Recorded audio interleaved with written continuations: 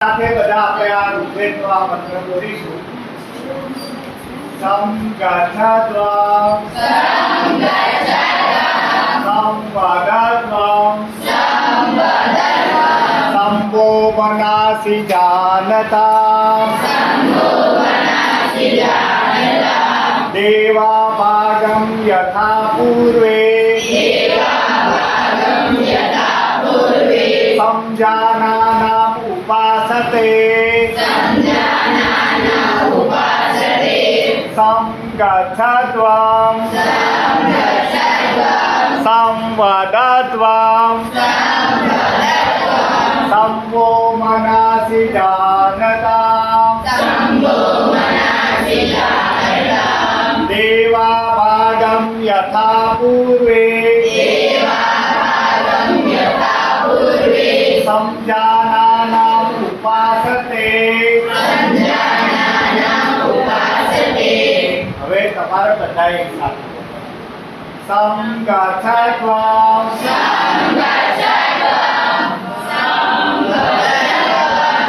સંવો મનાસી જાનતા દેવા ભાગમ યથા પૂર્વે સમજાનાનામ ઉપાસતે.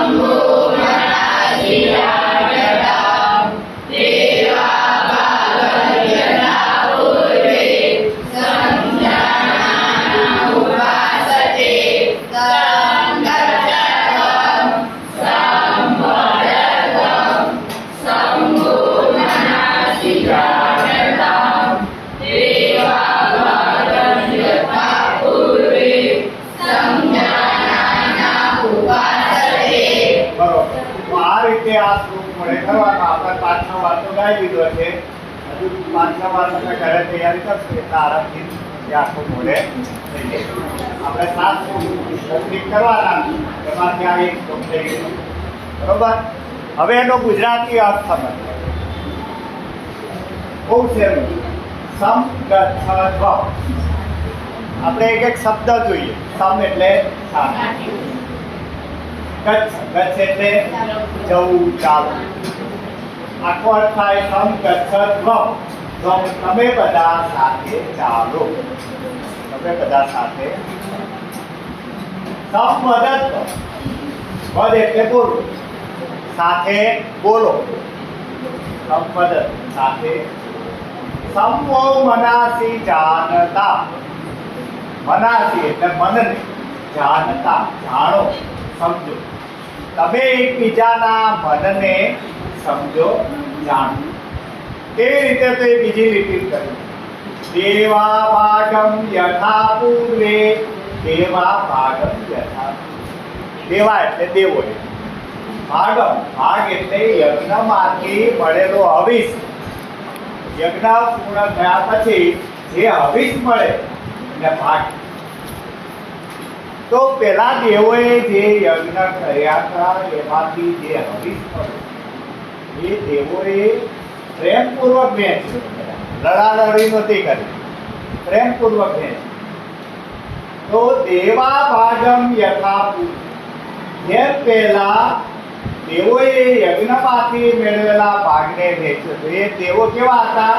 સંજાનાના, સારી રીતે જાણતા, બુદ્ધિશાળી, સમજુ હતા. એટલે સારી રીતે જાણતા દેવોએ યજ્ઞમાંથી મળેલા ભાગને વહેંચ્યો હતો. પ્રેમ પાસ અને સ્વીકાર. એવી રીતે આપણે બધાએ સાથે ચાલવાનું છે, સાથે બોલવાનું છે અને એકબીજાના મનને સમજવાના છે. હવે આખું ભાષાંતર બીજી લીટી પહેલા લઈ લે તો પણ ચાલે.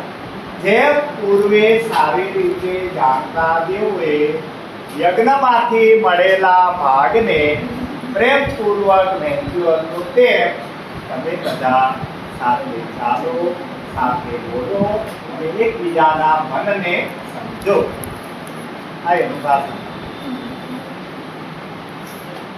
ચાલો આમાં કઈ તકલીફ?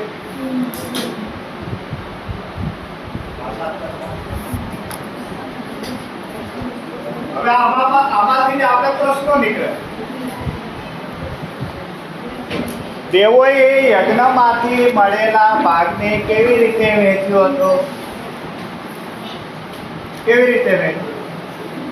પ્રેમપૂર્વક. કેવી રીતે? સમજીને પ્રેમપૂર્વક વહેંચ્યો. દેવો કેવા હતા?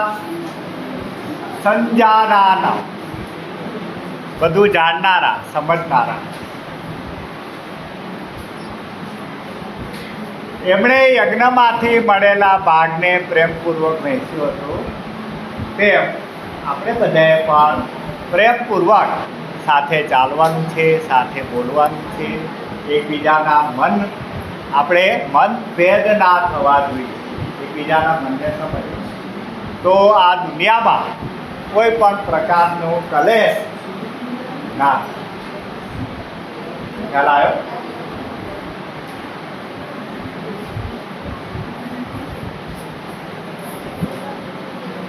ચાલો ફરી એકવાર શ્લોક આપણે બધા સાથે બોલીશું.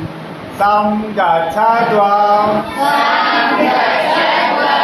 સંવદત્વં સંવો મનસિ જાનતા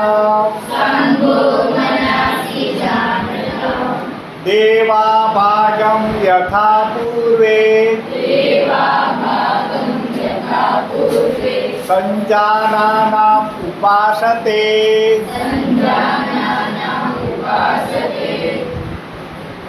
તો આ રીતે આ પ્રથમ શ્લોક આપણે એની સમજૂતી આ રીતે આપણે સારી રીતે જોઈ અને શ્લોક કંઠસ્થ પણ તમારે આ રીતે જ કરવાનો છે.